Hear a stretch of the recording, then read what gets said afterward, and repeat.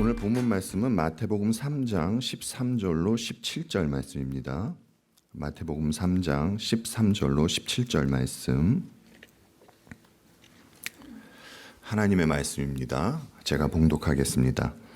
이때 예수께서 갈릴리로부터 요단강에 이르러 요한에게 세례를 받으려 하시니 요한이 말려 이르되 내가 당신에게서 세례를 받아야 할 터인데 당신이 내게로 오시나이까?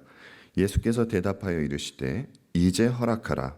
우리가 이와 같이 하여 모든 의를 이루는 것이 합당하니라 하시니 이에 요한이 허락하는지라. 예수께서 세례를 받으시고 곧 물에서 올라오실새 하늘이 열리고 하나님의 성령이 비둘기같이 내려 자기 위에 임하심을 보시더니 하늘로부터 소리가 있어 말씀하시되 이는 내 사랑하는 아들이요 내 기뻐하는 자라 하시니라. 아멘. 저는 오늘 그리스도가 받으신 세례라는 제목으로 말씀을 전하도록 하겠습니다. 여러분은 승리라는 말과 패배라는 말 중에 어떤 말이 더 듣기 좋습니까? 아마도 승리라는 말이 더 좋게 들리실 것입니다.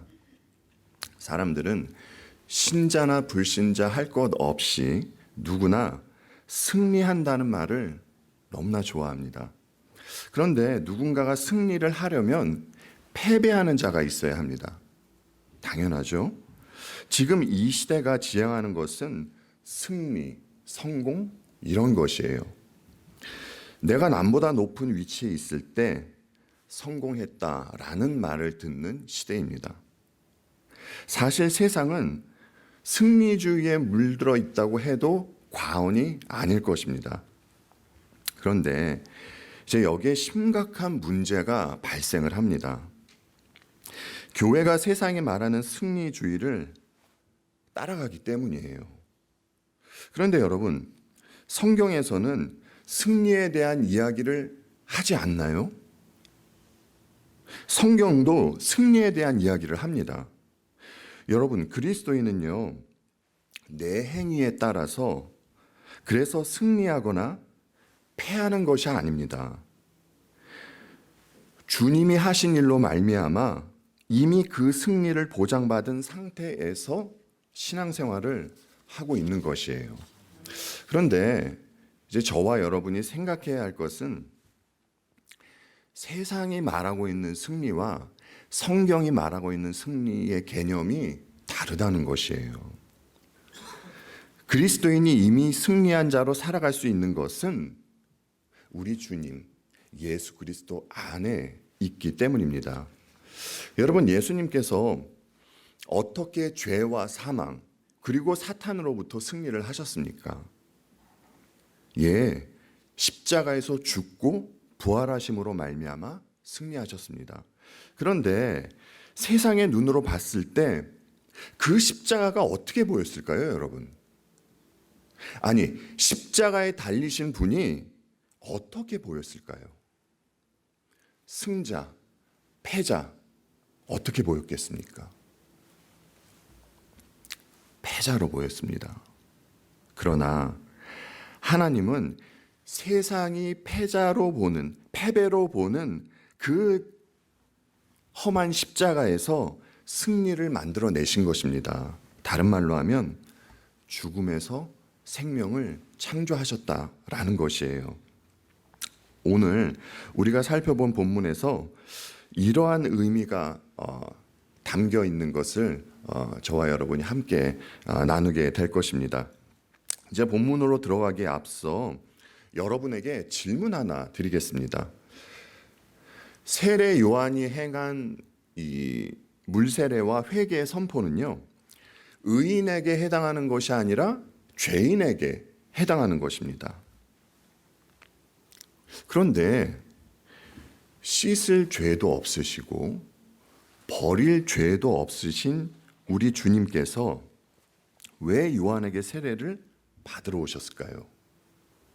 아니, 왜 오셔서 세례를 받으셔야만 했을까요? 이 질문을 염두에 두시고 오늘 말씀을 들어주시기 바랍니다. 예수님께서 세례 받으시는 장면은 사복음서에 모두 기록되어 있습니다. 이 부분에 있어서 이제 마태복음하고 다른 복음서와 다른 점이 있다면 다른 복음서에서는 세례 요한하고 주님이 나눈 대화의 내용이 없어요. 그런데 마태복음에만 두 분이 나누신 그 대화 내용이 실려 있습니다. 오늘 본문의 시작은 이때에로 시작이 됩니다. 세례 요한이 많은 사람들에게 세례를 주고 있는 이때에 주께서 그 자리에 등장하시고 이제 세례 요한을 만나시는 것입니다. 우리 13절 말씀만 다시 한번 보겠습니다. 이때에 예수께서 갈릴리로부터 요단강에 이르러 요한에게 세례를 받으려 하시니.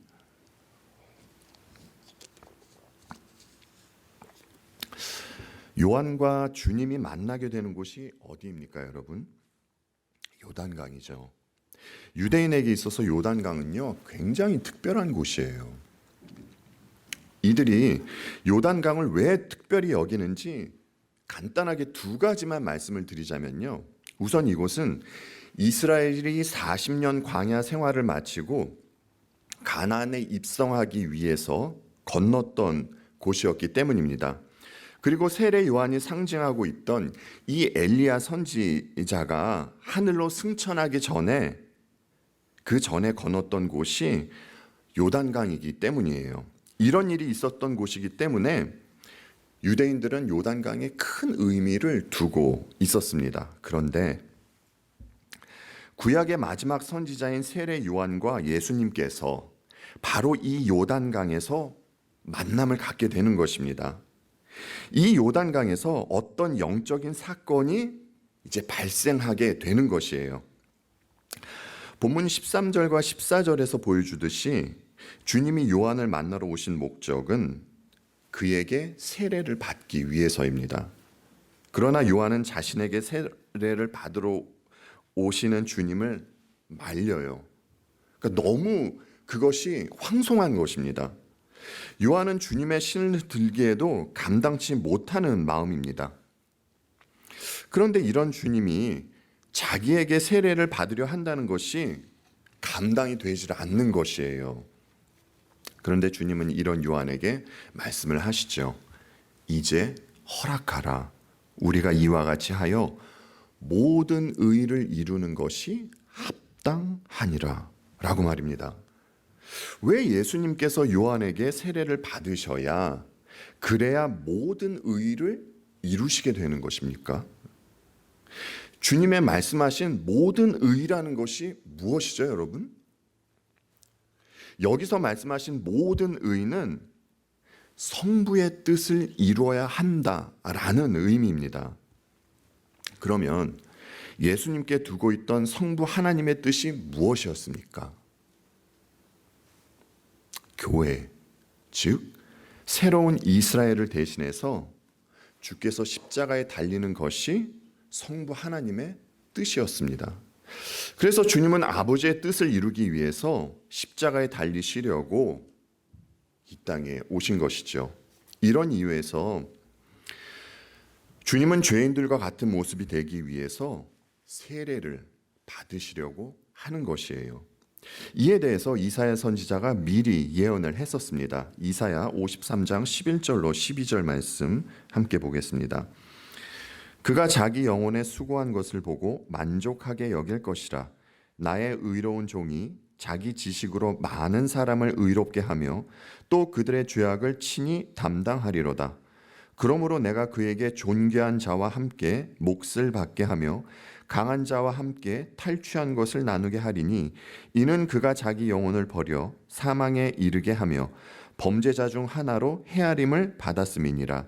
그러나 그가 많은 사람의 죄를 담당하며 범죄자를 위하여 기도하였느니라. 예, 주님은 죄인들을 살리시려고 당신께서 직접 죄인이 되셨습니다. 이사야가 예언했던 고난받는 종이 실제로 오셔서 예언의 말씀들을 차근차근 이루어가고 계신 것이에요. 어쩔 때 보면 이제 사람들은 성경에서 벌어진 일을 볼 때에 그렇게 놀라워하지 않는 것 같아요. 그 사건들을 보면서 너무 당연시하는 것 같습니다. 주께서 세례를 받으시는 것도 그렇습니다, 여러분. 예수님께서 세례를 받으셨다라는 것은 쉽게 생각하고 넘어갈 문제가 아닙니다.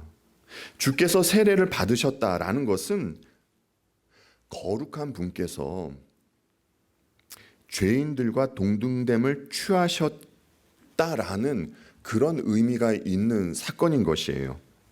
그래서 주님은 자신들 스스로가 깨끗하다고 여기고 있는 당시의 종교 지도자가 아니라 당시의 죄인으로 규정하고 있던 그 세리와 창기 같은 이들과 먹고 마시는 모습도 보여주셨던 것입니다.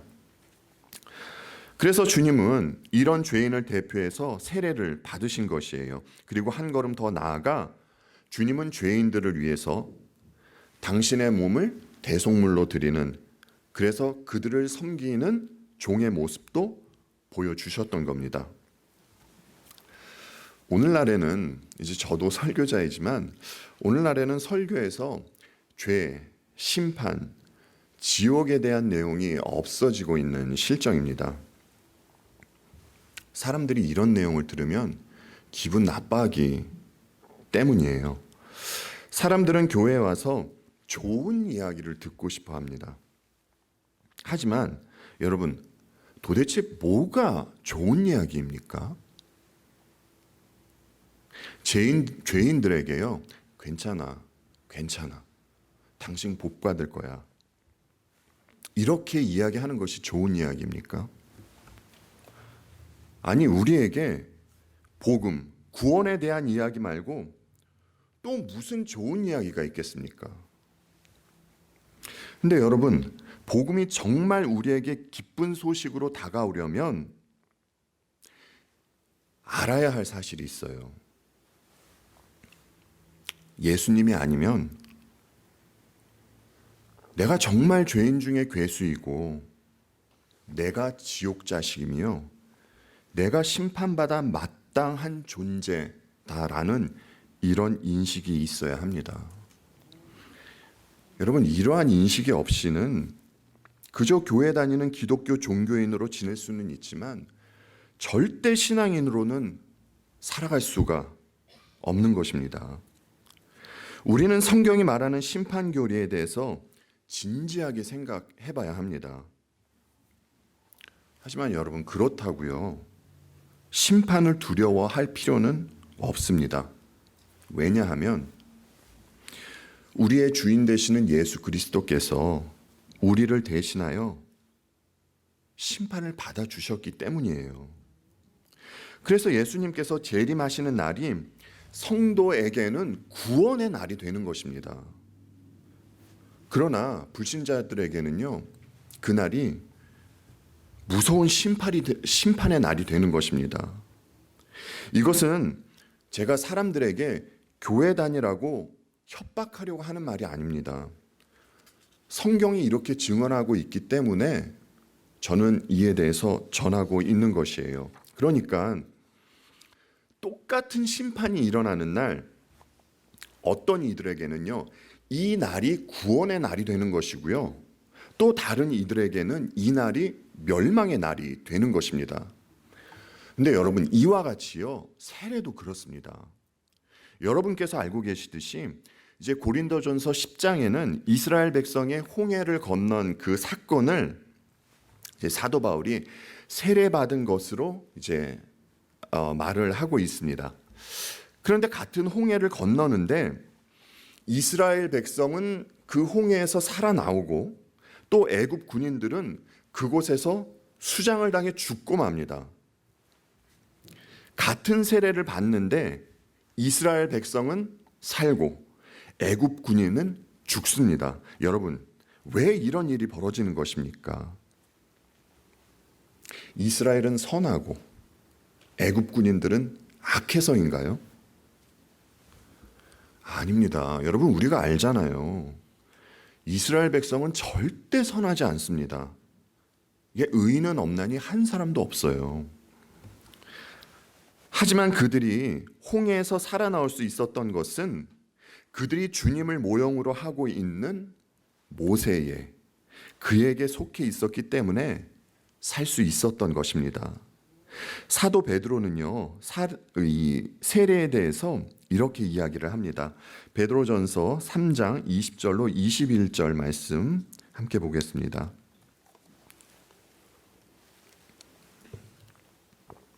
그들은 전에 노아의 날 방주를 준비할 동안 하나님이 오래 참고 기다리실 때 복종하지 아니하던 자들이라. 방주에서 물로 말미암아 구원을 얻은 자가 몇 명뿐이니 겨우 8명이라. 물은 예수 그리스도께서 부활하심으로 말미암아 이제 너희를 구원하는 표니 곧 세례라. 이는 육체의 더러운 것을 제하여 버림이 아니요 하나님을 향한 선한 양심의 간군이라. 아멘. 베드로는 노아의 방주 사건과 세례를 연결해서 말씀을 해주세요. 인류가 모두 세례를 받았는데 그 중에서 단지 8명, 노아와 그의 식구들만 구원받습니다. 그러면 여러분, 이들은요, 또 어떻게 해서 구원을 받게 된 것입니까? 이들 또한 예수 그리스도를 예표로 하고 있는 이 방주 안에 있었기 때문에 구원을 받을 수 있었던 것이에요. 그러니까 같은 세례를 받아도 누구에게는 구원의 세례가 되는 것이고요, 또 다른 누구에게는 심판의 세례가 된다라는 것이에요.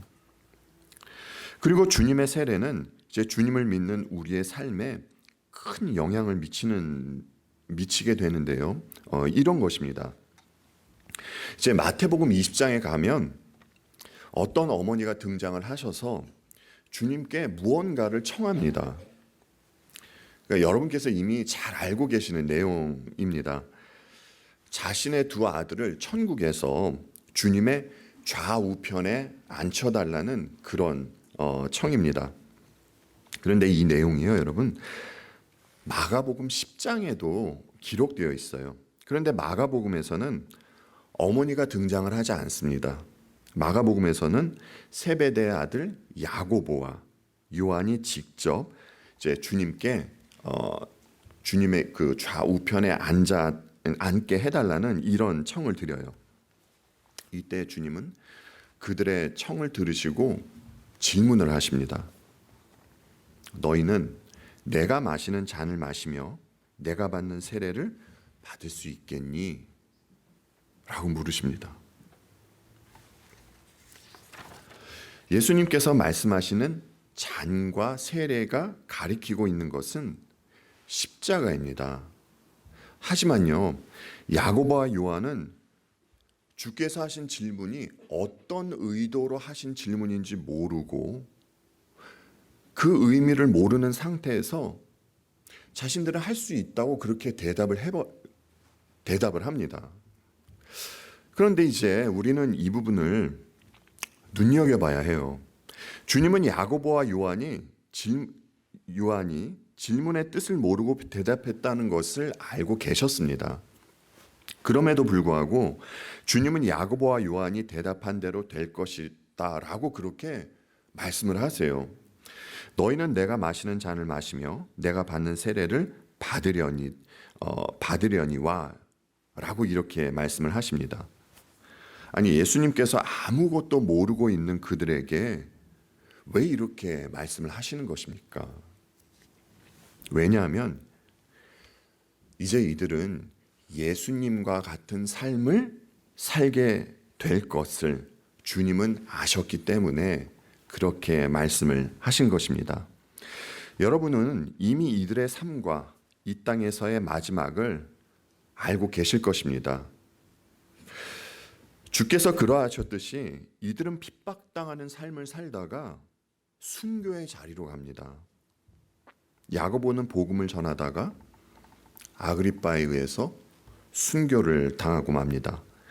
사도들 중에서 가장 먼저 순교의 자리로 가게 되죠. 그리고 요한은 제자들 중에서 가장 오랫동안 주님의 고난에 동참하는 삶을 삽니다. 여러분, 우리가 이들에 대해서 기억해야 할 것이 있어요. 야고보와 요한은요, 오순절 다락방에서 성령 세례를 받은 이들이에요. 이들은요, 하나님으로부터 참된 복을 받고 영생을 얻은 자들입니다. 이들은 하나님의 자녀로서 하나님 나라가 보장되어 있던 자들이란 말입니다. 이렇게 복된 존재들이 아니 왜 이 땅에서 이런 험한 일을 당하냔 말이에요. 왜냐하면 이들은 예수 그리스도와 한 몸을 이루고 있는 존재들이기 때문입니다. 세상은 자신들의 죄를 지적한 그리스도를 십자가에 매달아 죽여버렸습니다. 주님께 속해 있는 이들 또한 미워하는 것이 당연한 것이에요. 여러분, 주께서 말씀하셨잖아요. 세상이 너희를 미워하면 너희보다 먼저 나를 미워한 줄 알라 라고 말입니다. 물론 야고보와 요한은 특별한 때에 있던 자들이라 특별한 일을 당하신 것도 있습니다. 하지만 성도는요, 예외 없이 그리스도의 남은 고난에 동참하는 자들이에요. 그래서 주님은 야고보와 요한에게 내가 마신 잔을 마시며 내가 받은 세례를 받게 될 것이라고 말씀을 하셨던 것입니다. 성도가 세례를 받는다는 것은 우리 주님과 한 몸을 이루게 되었다는 것을 나타내는 것이에요. 그래서 성도는 주님의 죽으심과 부활에 참여되었다라는 것을 그들의 인생을 통해서, 우리의 인생을 통해서 경험하게 되는 것입니다. 우리 함께 바울이 전한 말씀을 들어보겠습니다. 로마서 6장 3절로 4절 말씀입니다.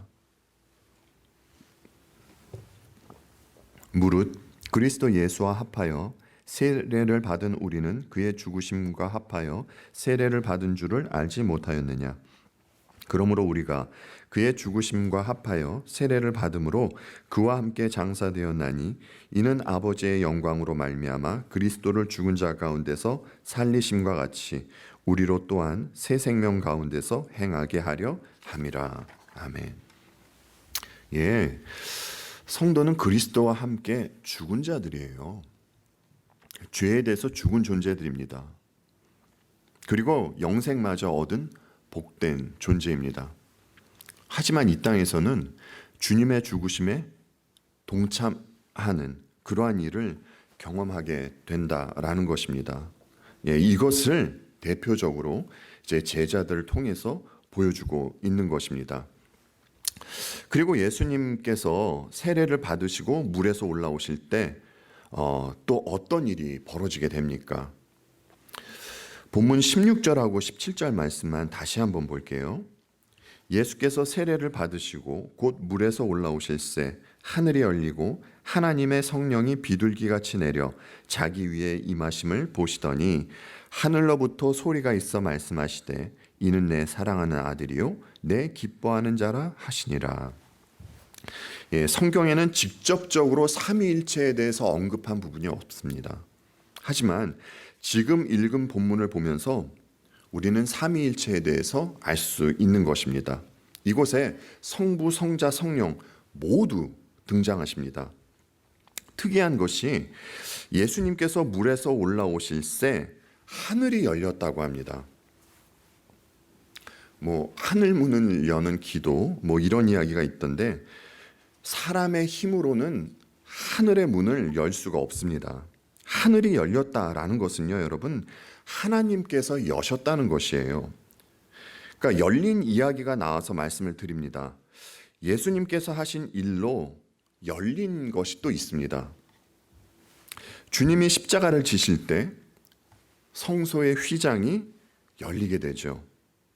따라서 주님이 세례를 받으시면서 하늘이 열린 일이 가리키고 있는 것이 있습니다. 예, 그것은 나중에 주께서 십자가를 지실 때 성소의 휘장이 열리는 사건을 가리키고 있는 것이에요. 이 일이 있기 때문에 이제 우리는 기도하며 아버지 앞으로 나아갈 수 있게 된 것이지, 우리는 절대 우리의 힘으로 하늘 문을 열거나 아버지 앞에 나갈 수 없는 이들이라는 것입니다. 그리고 본문에는 이제 엄청난 사건이 벌어집니다. 제 하나님의 성령이 비둘기같이 내렸다고 하죠. 아까 세례에 대해서 말씀을 드리면서 잠깐 노아의 방주 사건을 언급했었습니다. 여러분 그때를 다시 한번 기억해 보았으면 합니다. 노아 당시에 하나님께서 폭우를 내리시면서 인류를 심판하셨어요.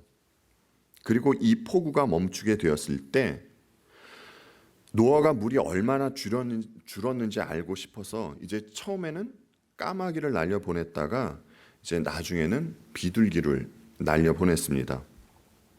이 비둘기는 어느 날 그 입에 감람나무 새 잎사귀, 그러니까 금방 딴 올리브 잎을 물고 날아왔습니다. 여러분 이것이 의미하는 것이 있어요. 이것은요, 그토록 무서운 하나님의 진노의 심판이 지나가고 이제는 새로운 창조가 시작되고 있다는 것을 시사하고 있는 것입니다. 그러니까 요단강에서 세례받으신 주님에게 성령이 비둘기같이 내려왔다라는 것은요, 이제 영적인 새로운 창조가 시작될 것을 주께서 세례받는 장면을 통해서 암시하고 있는 것이에요. 여러분 한번 생각해 보시기 바랍니다. 처음에 하나님께서 창조하신 이 세상이 얼마나 아름다웠겠습니까? 이런 아름다운 세상에 인간이 범죄함으로 말미암아 역창조가 일어나게 된 것이지 않습니까?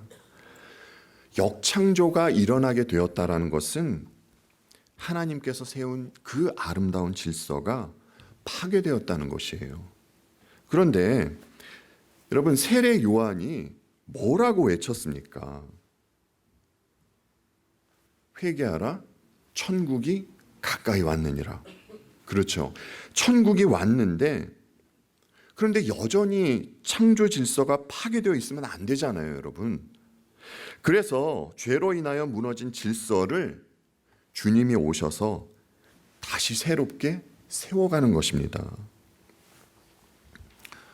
제 교회에 다니는 분들이 참 자주 하는 그 이야기 중에 하나가 성령 충만에 관한 이야기인 것 같아요. 그런데 여러분, 성령 충만하면 성령 충만한 사람에게 어떤 일이 일어납니까?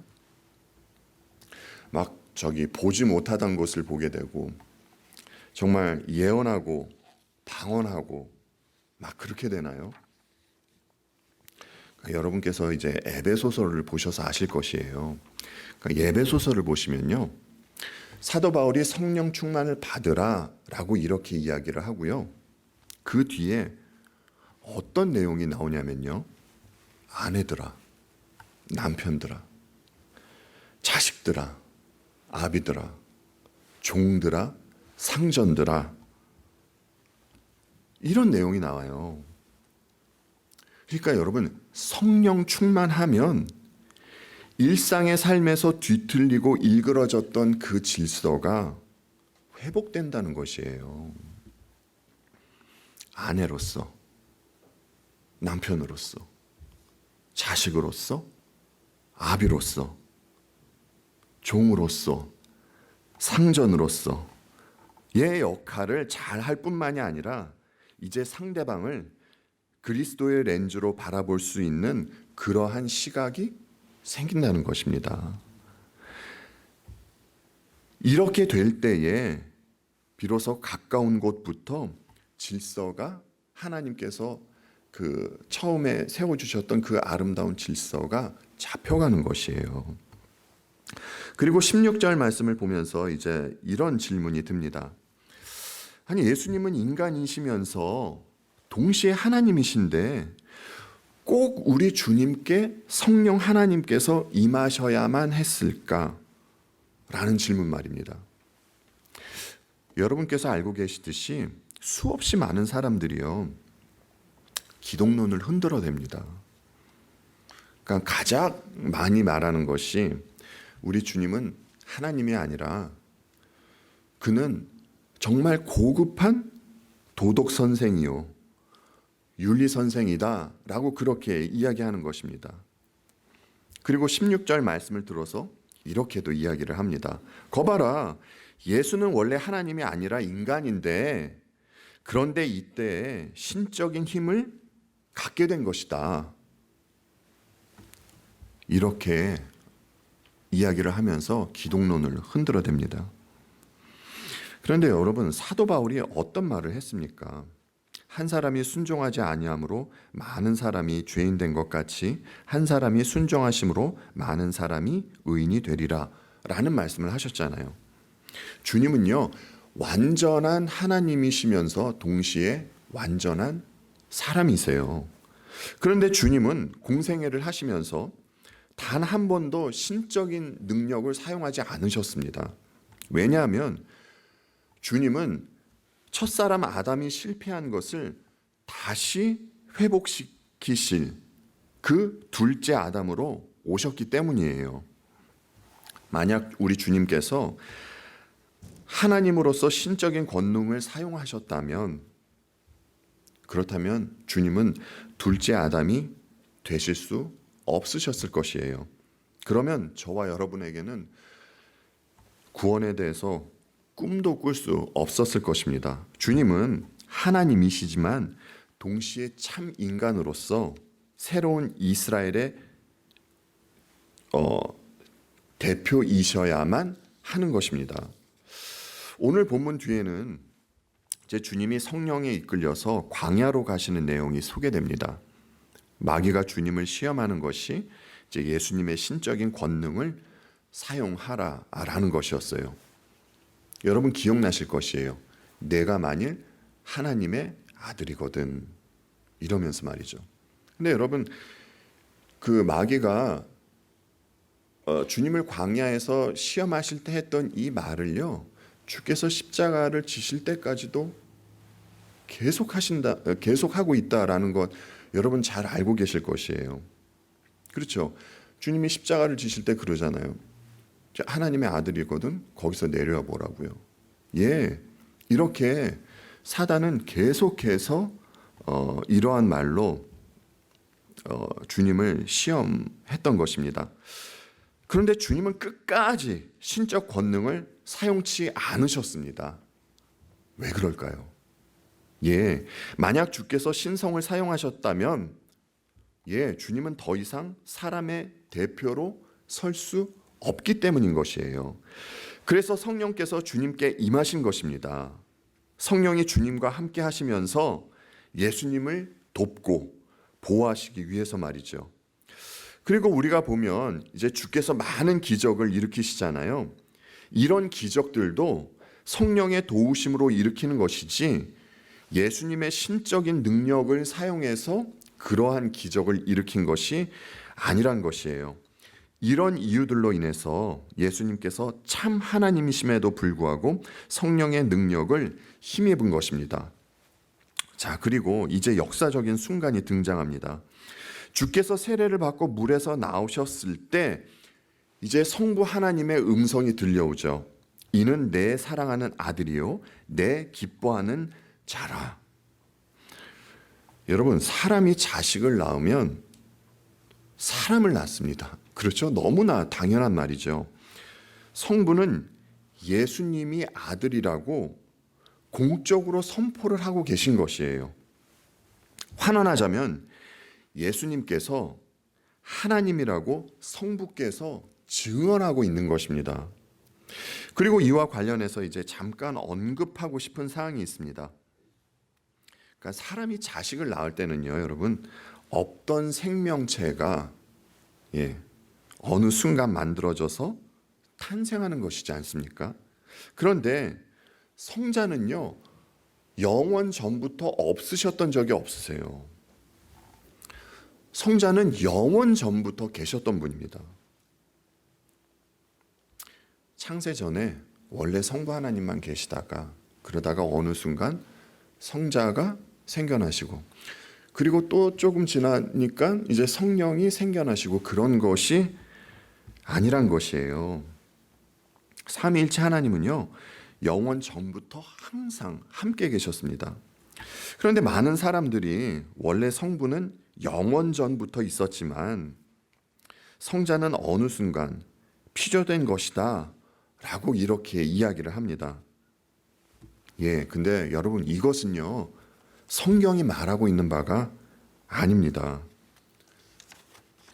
우리 주님은 늘 언제나 성부 하나님과 영원 전부터 함께하고 계셨던 분이세요. 각설하고요, 주님은 다윗의 계보를 따라 이 땅에 나셨어요. 그런데 시편 2편에서 다윗이 이런 노래를 합니다. 시편 2편 7절로 8절 말씀 함께 보겠습니다. 내가 여호와의 명령을 전하노라. 여호와께서 내게 이르시되 너는 내 아들이라. 오늘 내가 너를 낳았도다. 내게 구하라. 내가 이방 나라를 내 유업으로 주리니 내 소유가 땅 끝까지 이르리로다. 아멘. 다윗은요, 이미 오실 분에 대해서 예언하고 노래하고 있습니다. 오늘 내가 너를 낳았도다 라고 하죠.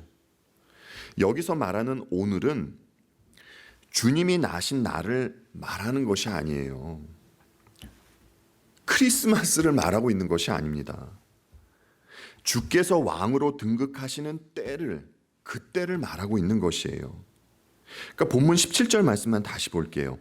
하늘로부터 소리가 있어 말씀하시되 이는 내 사랑하는 아들이요 내 기뻐하는 자라 하시니라. 주님이 왕으로 등극하신 날이 언제입니까, 여러분?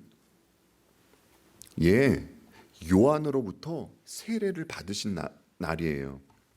그래서 성부 하나님은 공개적으로 이는 내 사랑하는 아들이요 내 기뻐하는 자라고 전 우주적으로 지금 선포하고 계시는 것입니다. 여러분, 근데요, 예수님 당시에 대부분이 그 십자가를 보면서, 십자가에 달린 주님을 보면서 어떠한 반응을 보였습니까? 희롱하고 주님을 저주받은 죄인이라고 그렇게 여기지 않았습니까? 그런데 이상하게 어떤 사람을 주님을 제대로 본 사람이 있었어요. 그가 뭐라고 했는지 아십니까, 여러분? 이는 진실로 하나님의 아들이었도다. 여러분, 이 말이 무슨 말입니까? 십자가에 달린 분이 하나님이라는 것이에요. 이것은요, 백부장의 고백입니다. 신기한 것은 이때로부터 2000년이 지나서 오늘을 살아가는 저와 여러분이 이 십자가에 달린 분을 보면서 백부장과 같은 고백을 한다라는 것입니다. 아니, 여러분, 어찌 이런 일이 있을 수 있는 것입니까? 왜냐하면 진실로 이 고백을 하는 이들은요, 성령 하나님 안에서 거듭난 분들이기 때문이에요. 주님은요, 성부와 성령과 관계없이 따로 홀로 활동하신 적이 없으세요. 성자께서 계신 곳에는요, 늘 성부와 성령이 언제나 함께 하셨습니다. 그런데 저와 여러분은요, 우리 주님 예수 그리스도 안에 있는 존재들입니다. 성령 하나님으로 말미암아서요. 이런 이유에서 이제 우리 또한 언제나 삼위일체 하나님의 관계 안에 있는 존재가 된 것이에요. 진심으로 주님을 믿는 분들에게 있어서는요, 이 사실이 사실입니다. 그래서 우리는 놀라운 결과를 손에 쥐고 그렇게 살아가는 존재가 된 것이에요. 그 계시록 21장을 보면요, 이런 말씀이 있어요. 계시록 21장 7절로 8절 말씀 함께 보겠습니다. 이기는 사람은 이것들을 상속받을 것이다. 나는 그의 하나님이 되고 그는 내 자녀가 될 것이다. 그러나 비겁한 자들과 신실하지 못한 자들과 가증한 자들과 살인자들과 음행하는 자들과 마술쟁이들과 우상숭배자들과 모든 거짓말쟁이들이 차지할 몫은 불과 유황이 타오르는 바다뿐이다. 이것이 둘째 사망이다. 여러분, 우리가요 어떻게 이기는 자들이 될 수 있으면서 하나님의 자녀가 될 수 있는 것입니까? 여러분, 우리에게 어떤 특별한 남들과 다른 어떤 그런 실력이 있어서 이런 복된 존재가 된 것인가요? 우리가 하나님의 자녀가 될 수 있는 이유는 조금 전에 말씀드렸듯이 우리 주님 안에 있기 때문이에요. 삼위 하나님의 관계 안에 있는 존재들이기 때문입니다. 그러니까 다른 말로 하면 우리는요 하나님으로부터 은혜를 받은 자들이기 때문입니다. 그래서 우리의 삶에 나타나는 일이 있어요. 내 의가 꺾이는 일, 남몰래 숨겨놓은 우상, 그 우상에 파괴되는 일들이 우리의 삶 가운데 벌어지게 되는 것입니다. 그리고 내 삶의 목적이 정말 말로만이 아니고요. 정말 예수 그리스도만을 목적하는 그런 자리로 가게 되는 것이에요. 여러분, 그리스도인은 이 땅의 삶이 나그네의 삶입니다. 그러니까 주님을 믿는다고 절대 꽃길을 걷지 않아요. 그러니까 행여 교회는 다니고 있지만 자기 의를 내세우면서 그리고 남몰래 우상 숭배하고 하면서 그렇게 살아가고 있음에도 불구하고 아무런 일도 안 생기고 아무런 제재가 가해지지 않는 것은요, 이것은 그야말로 심각한 일입니다. 빨간불이 켜진 것이에요. 이것은요 하나님의 자녀가 아니란, 제가 여기에는 증거일 수도 있습니다 이렇게 썼는데 바꿀게요. 하나님의 자녀가 아니란 증거입니다. 그리스도 밖에서 내 의를 내세우며 살아가는 이들은 이 땅에서 잠깐 종교 생활만 하다가 불과 유황이 타오르는 둘째 사망으로 간다라는 것이에요. 여러분, 정말 얼마나 두렵고 떨리는 일입니까? 그곳에서는요 여러분, 더 이상의 기회도 없어요. 여러분, 주여 주여 한다고 모두 다 구원받는 것 아닙니다. 여러분 잘 알고 계시잖아요. 정말 심각하게 생각해야 합니다. 그런데 우리가 자기 자신을 보면 정말 한심하고 부러울 때가 한두 번이 아닙니다. 저만 그런가요, 여러분? 솔직한 마음으로 나와 이스라엘 백성을 이렇게 비교해 보았을 때 나하고 그들하고 별 차이점이 없는 것 같아요. 그런데 다른 점이 하나가 있다면요, 여러분.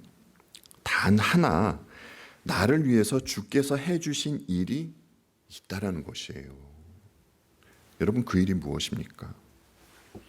주께서 나를 대신하여 내가 있어야 할 그 저주의 자리로 가시고, 그리고 나를 주께서 계셨던 그 의로운 자리에 앉혀주셨다는 것이에요. 여러분, 이 일을 해주시려고요, 주님은 갈릴리에서 세례 요한이 있는 그 요단강으로 세례를 받고자 오신 것이에요.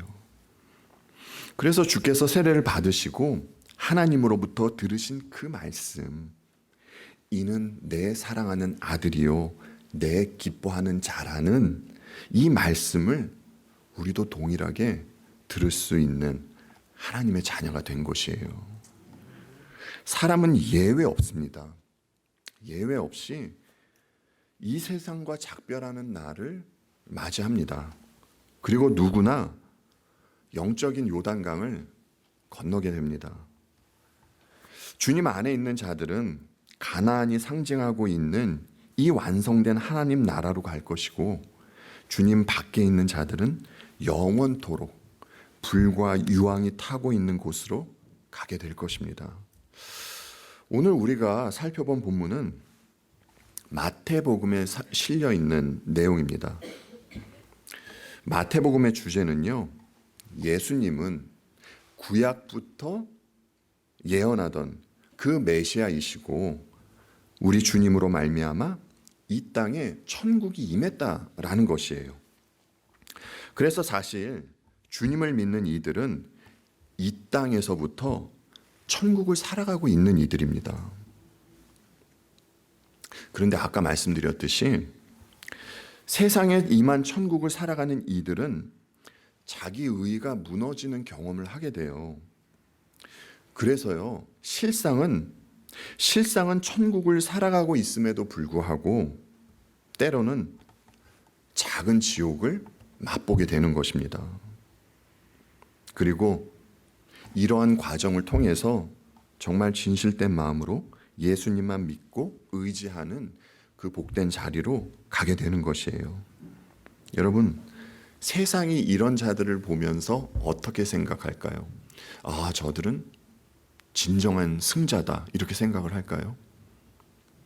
패자로 여길 것입니다. 그러나 성도는요, 진정한 승자입니다. 왜냐하면 이미 십자가와 부활로 승리한 우리 주님 예수 그리스도 안에 있는 이들이에요. 여러분, 정말 이 사실만큼은 절대 잊어서는 안 됩니다. 우리가 살아가면서 겪게 되는 모든 일들은 이제 그것이 우리가 느끼기에 좋은 일이 되었건 나쁜 일이 되었건 삼위일체 하나님 관계 안에서 겪게 되는 일들이에요. 우리가 살아있을 때에도 그 관계 안에서 살아가는 것이고요. 우리가 죽어도 그 관계 안에서 죽음을 맞이하는 것입니다. 우리가 이런 복된 존재가 된 것은 주님의 세례가 가리키고 있던 그 십자가 사건이 있었기 때문이에요. 여러분의 남은 생애 속에서 정말 이 십자가만을 바라보며 이미 승리한 자들로서 이 땅에 임한 천국을, 이 기쁨을, 이 평안을 진심으로 맛보고 그렇게 살아가는 우리 에덴 개혁 장로교회 모든 성도님들이 되시기를 바라면서 오늘 말씀을 마치도록 하겠습니다.